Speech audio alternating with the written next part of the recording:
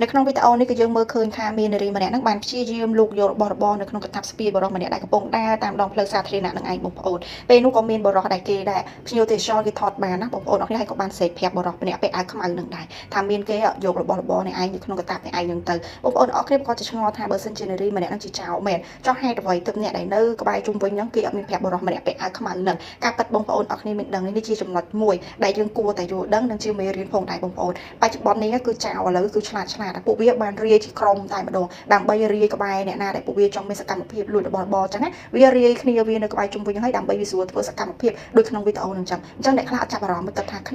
នារបស់យើងឬក៏គ្នាអ្នកសិទ្ធិស្នាមមិត្តភ័ក្តិអញ្ចឹងណាហើយនេះគឺជាចំណុចមួយបងប្អូនអរគ្នាគួរតែប្រុងប្រយ័ត្នណានៅពេលដែលយើងដើរកបោកតាបអីហ្នឹងគួរតែប្រយ័ត្នបន្តិចស្ពាយឲ្យមានការប្រុងប្រយ័ត្នបន្តិចរបស់របរណាសំខាន់អីបើសិនជាអាចអីយើងទុកដាក់ឲ្យត្រឹមត្រូវតែព្រោះឥឡូវហ្នឹងចាឥឡូវគឺសំខាន់គឺចង់និយាយថាគឺបកកែណាបងប្អូនគឺវារាយជាក្រុមតែម្ដងចា